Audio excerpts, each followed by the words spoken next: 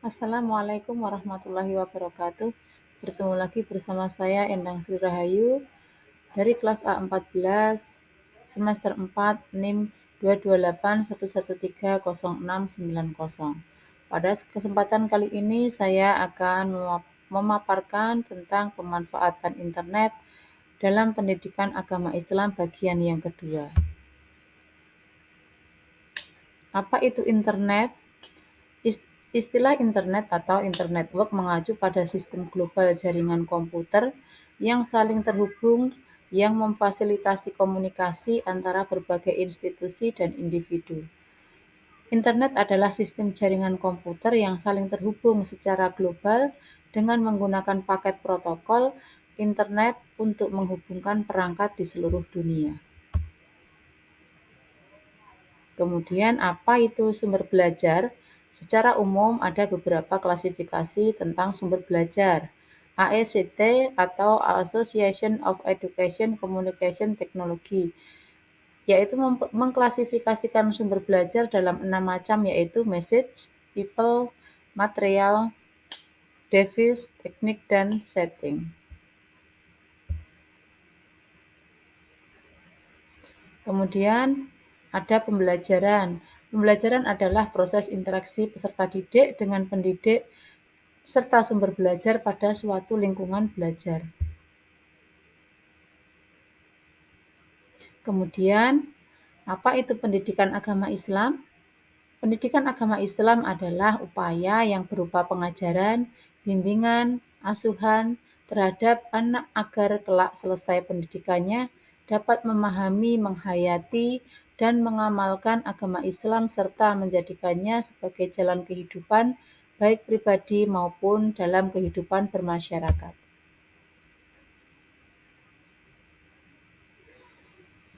Nah, sekarang pemanfaatan internet sebagai sumber belajar PAI. Dapat memperjelas penyajian pesan dan informasi sehingga dapat memperlancar dan meningkatkan proses dan hasil belajar. Setelah itu, apa sih dampak internet dalam pembelajaran PAI? Semua pasti ada dampaknya ya. Dampak internet dalam pembelajaran PAI ada dua, yaitu dampak positif dan dampak negatif.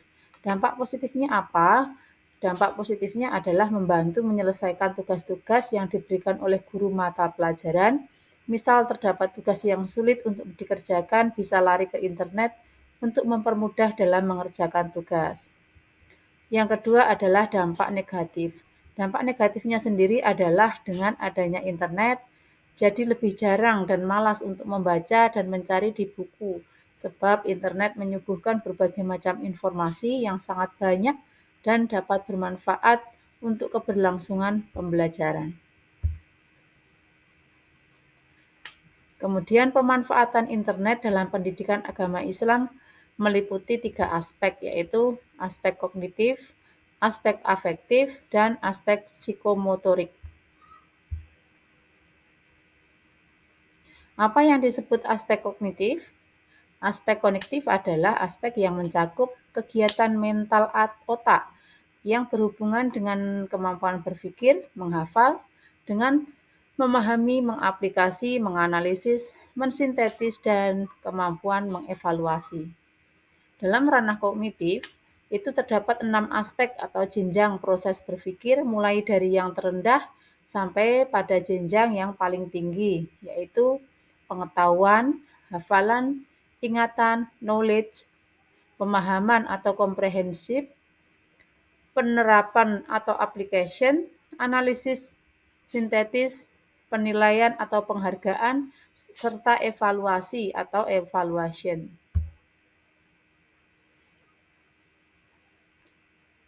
Kemudian pemanfaatan internet dalam pendidikan agama Islam pada aspek kognitif atau pengetahuan apa saja? Contohnya yaitu pada materi 1. Mencari surat Al-Mujadalah ayat 58 atau surat Ar-Rahman ayat 55 serta hadis yang terkait menuntut ilmu di internet kemudian menganalisnya. Yang kedua, mencari contoh peristiwa, cerita, perilaku jujur amanah dan istiqomah, kemudian menganalisisnya.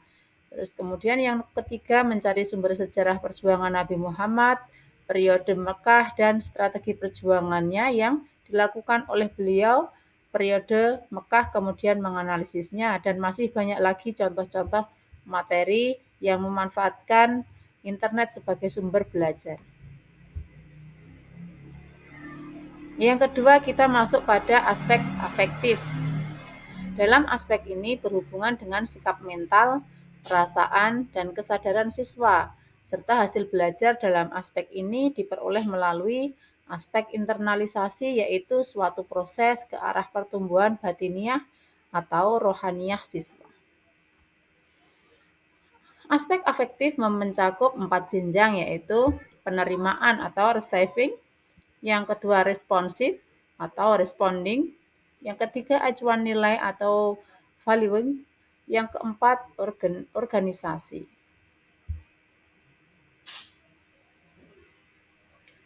Kemudian pemanfaatan internet dalam pembelajaran pendidikan agama Islam yang berada pada aspek afektif atau sikap apa saja materi-materinya, yaitu contohnya sebagai berikut. 1. Meneladani Asmaul Husna. Yang kedua, menyajikan makna perilaku jujur, amanah, dan istiqomah. Yang ketiga, menyajikan contoh perilaku yang mencerminkan iman kepada malaikat dan menyajikan makna empati terhadap sesama, serta menyajikan contoh penerapan jujur dan menepati janji. Dan semuanya itu didapat dari internet serta menerapkannya dalam kehidupan sehari-hari. Nah, sekarang kita masuk ke aspek yang ketiga, yaitu aspek psikomotor. Aspek ini berhubungan dengan hasil belajar yang pencapaiannya melalui keterampilan manipulasi yang melibatkan otot dan kekuatan fisik, yaitu ranah yang berhubungan dengan aktivitas fisik. Apa saja aspek psikomotorik itu meliputi berapa jenjang? Ada 6 jenjang. Yang pertama adalah gerakan refleks. Gerakan refleks pemanfaatan internet sebagai sumber belajar pada jenjang ini adalah akses dari YouTube yang dapat menampilkan contoh tersebut. Yang kedua, gerakan dasar atau basic fundamental. Yang ketiga, gerakan persepsi. Ya, contohnya melanjutkan ayat secara acak. Yang keempat, gerakan kemampuan dasar dengan contoh kegiatan belajar, gerakan melakukan wudhu, melakukan sholat, seperti itu. Yang kelima, gerakan terampil, skill development. Contohnya gerakan sholat secara baik dan benar. Yang keenam, gerakan indah dan kreatif.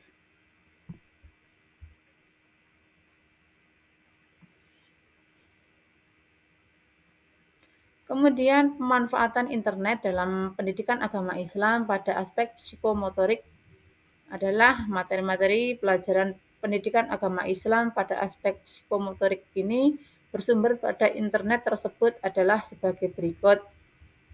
Yang pertama, mencari contoh bersuci dari hadas dan najis di YouTube kemudian mempraktekannya. Yang kedua, mencari contoh sholat jamaah di YouTube kemudian mempraktekannya. Yang ketiga, mencari contoh sholat Jumat di YouTube dan mempraktekannya. Mencari contoh sholat jamak qashar di YouTube dan mempraktekannya. Yang kelima, mencari contoh ibadah haji di YouTube dan mempraktikkan manasik haji. Yang kesemuanya itu banyak sekali dan nanti akhirnya diakhiri dengan dipraktikkan. Itu namanya pemanfaatan internet dalam aspek psikomotorik. Nah, bagaimana cara kita menyikapi berbagai dampak penggunaan internet tersebut? Ya, satu menumbuhkan kesadaran dalam setiap diri dan berupaya memenuhi kewajiban sebagai pelajar. Yang kedua, menggunakan internet dengan tujuan mencari informasi yang positif. Yang ketiga, memahami lebih dalam mengenai pengoperasian internet agar tidak tersesat saat menjelajahi dunia maya. Yang keempat, menjauhi hal-hal yang menyimpang dan tidak mencoba-coba. Yang kelima, saling mengingatkan dan menasihati dalam kebenaran. Yang keenam, mengajarkan moral dan etika yang baik pada peserta didik. dan bermedia sosial. Kemudian yang ketujuh, memberi motivasi mengenai pola kepribadian yang baik. Yang kedelapan, memberitahu situs-situs yang menarik dan layak dikunjungi peserta didik. Dan yang terakhir adalah kehadiran orang tua sebagai pengawas saat anak menjelajah internet.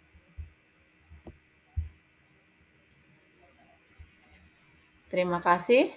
Demikian yang dapat saya sampaikan. Banyak kurangnya, saya mohon maaf yang sebesar-besarnya, dan semoga paparan ini bisa memberi sedikit manfaat untuk kita semua. Sampai ketemu lagi pada video yang akan datang. Wassalamualaikum warahmatullahi wabarakatuh.